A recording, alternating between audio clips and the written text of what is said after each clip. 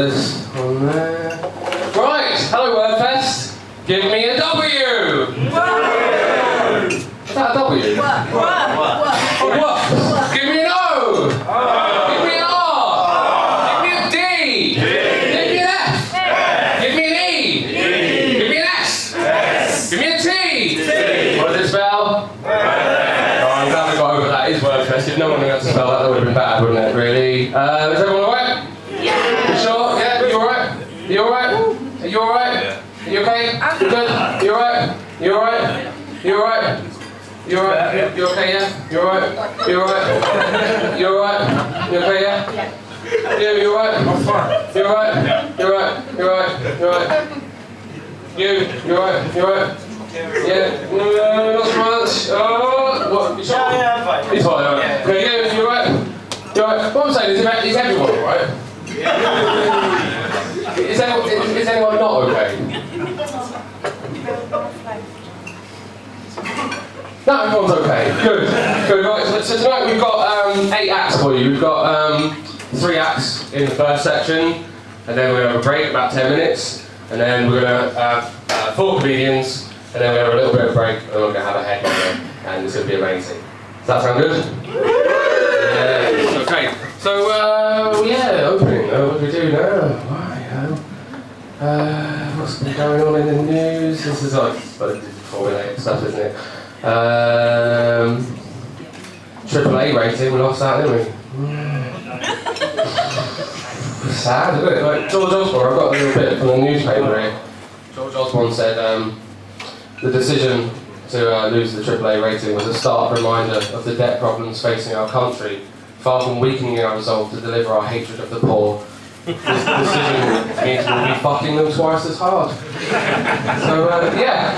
Okay, do you want to, should we crack on and watch some comedy? Do you want to see the first act for tonight? Yeah? Okay, the first act tonight is James McDonald. All the acts are from Brighton, apart from Romesh, he lives here. So I want this side of the room to go, James! James! Okay, good. And this side of the room to go, McDonald! I want you to chant that together. So this side go, James, James, James, James McDonald, James McDonald, James McDonald, James McDonald, James McDonald, James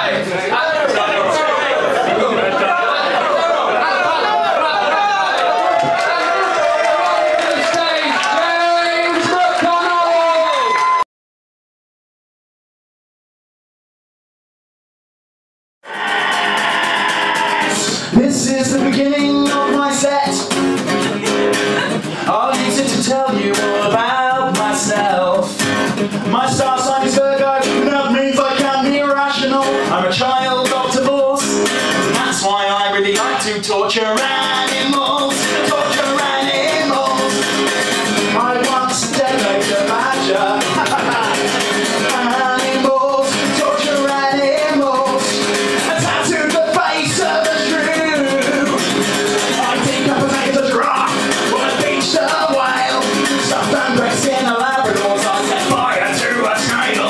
I waterboarded a chimp, I fed a puppy chocolate. I used cosmetic products on a bird of prey.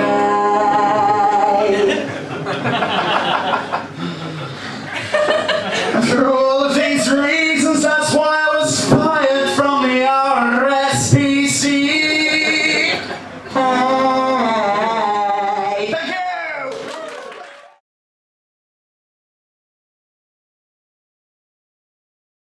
How do you fend off a shark? Punch in the nose. Punch in the nose, punch in the face. Yeah, but it's a lie, it's not actually true. The other one is poke it in the eye, not true again. The other one is tickle it in the gills. Rubbish, right? There's only one surefire way of how to fend off a shark, and I'm going to show you. Actually, a fact about sharks, actually, they're mostly made up of cartilage, which means they're just practically swimming ears. So, how to fend off a shark. Another true fact about sharks is that they don't sleep. And when they do, they're only really pretending to be asleep, which most fish find pretentious. How to fend off a shark. Again. Oh, but another one actually is wasps are actually more dangerous than sharks. It's a true fact. No, it's true. But it does depend where and if you surf. So, how to fend off a shark, right? Only surefire way. make the shark feel insecure. Right? So the first thing you notice is he's swimming towards you. He's got a big nose, hasn't he? He's got a big nose. Second thing you notice, he's got creepy eyes. Bit shifty, isn't he? You wouldn't trust it with the kids. Next thing you notice, he's got shit gills. Unnecessary holes. Moving on. Stupid arm. Bit stumpy, innit? Stumpy. We'll try a bit of stand up. Yeah? You're gonna have to hold a microphone. You can't because you haven't got any fingers! Twat. They're bald. Most of them are. I like to go with slaphead. He doesn't. And the last thing you know is he's sort of swimming away with tears streaming down his creepy eyes into his shit gills. You sort of point out his weird leg. Weird, isn't it? Oh, you big fish, you punts. So I don't get any shit from sharks anymore.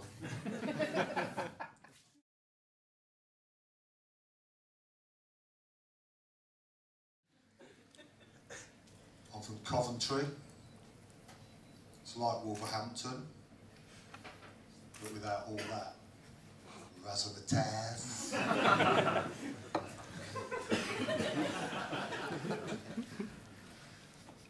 I live in Brighton. God, I love Brighton. You can get whatever you want there, day or night. I was at a party in a town the other week. Plenty of food, plenty of beer.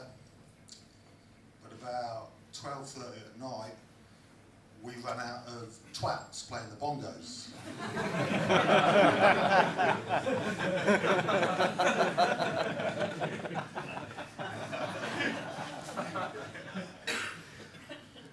Could you restock at that time of night, Crawley? Brighton, into the lanes, instant replenishment. Come on in, Barnaby, whatever your name is. Here he comes. All the rhythm sense of a moth trying to beat its way out of a lampshade.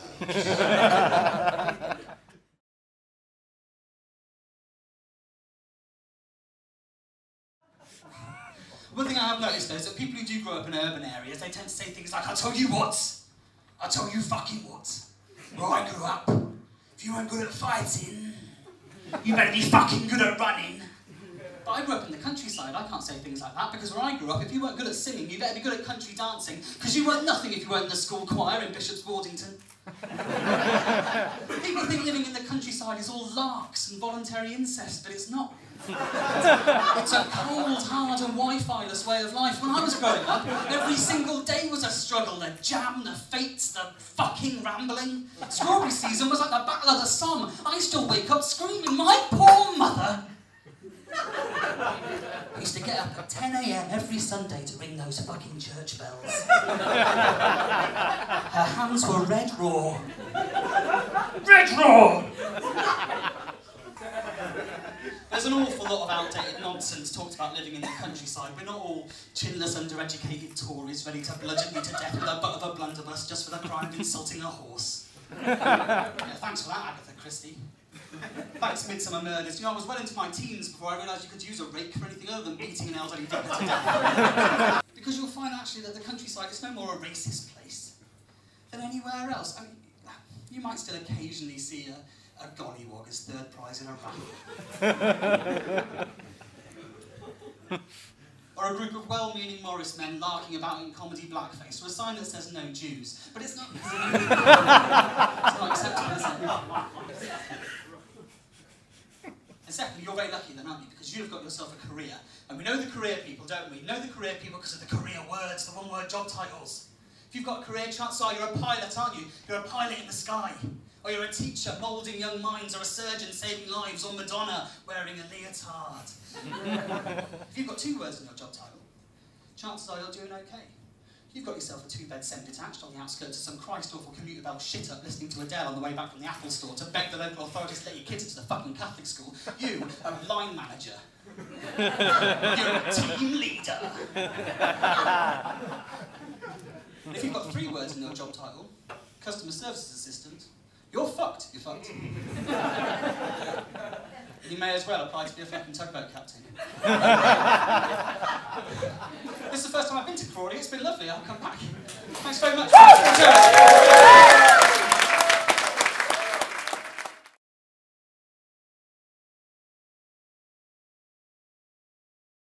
all here because of the magic of WordFest. You know what WordFest is, don't you? It's a kind of cynical attempt to try and get language popular in Crawley. It's a bit like when they sent the World Cup to America. Last year was a big success, and apparently there are whole streets now in Maidenbower where the spoken word is used from morning till night, which is quite amazing. But our work still isn't done though, because from the majestic mountains of Broadfield, through the sweeping majestic plains, everything's quite majestic today, it's the word of the day, through the sweeping plains of Gossip's Green, and as far north as the humble, pitiful dwellings of Langley Green, basic percussive sounds and threatening gestures still hold sway. Now, as you drive into Crawley, you'll all have seen this. You pass signs saying you're now entering an alcohol-controlled zone. Yeah, you've seen them?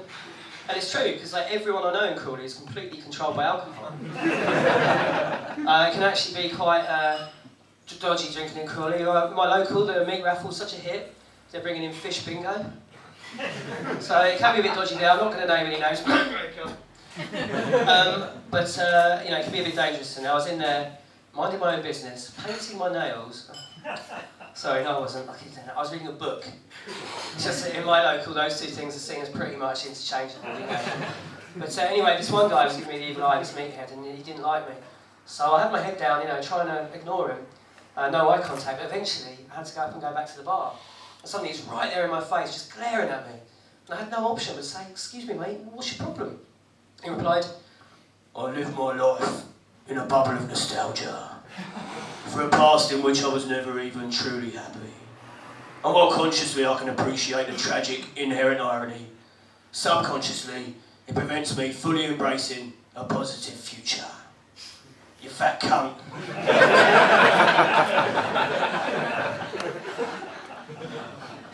"Right, you and me, outside." I said, "Whoa, wait a second, let's compromise. You go outside." He wasn't having it. I had to think back to all the fights I'd had in school, and quick as a flash, I burst into tears. This brought me the amount of time I needed, because just then, thank God, 2 policemen walked in, and you had to go and serve them.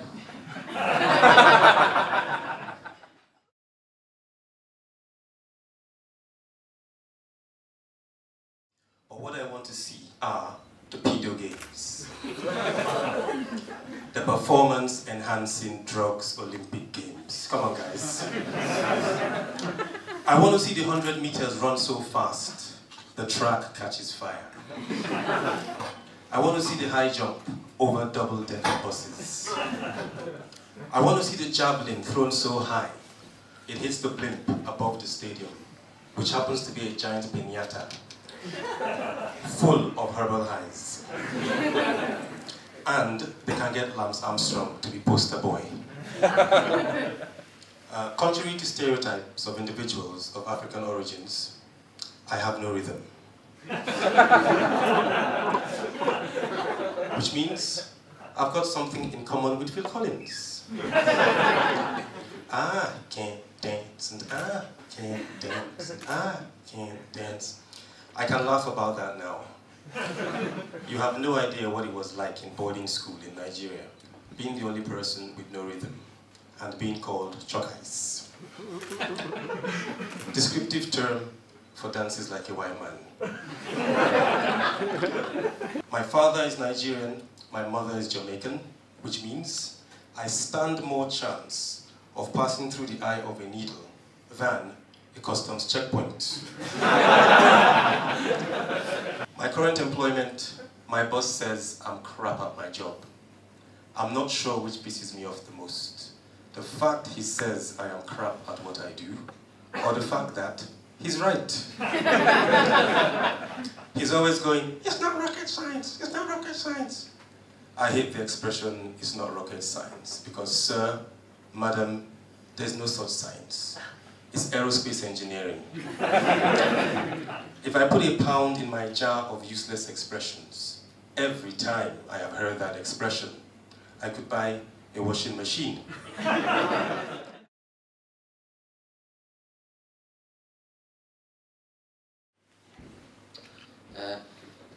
See what you've reduced me to!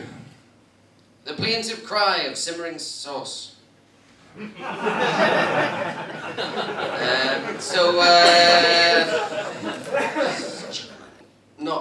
a fan of them. And there's a few reasons why I don't think I'd be a good parent. First of all, if I have a kid, when am I, that's me, when am I going to have time to sit up to 5 o'clock in the morning taking acid and watching Star Trek The Next Generation? Not going to happen, is it?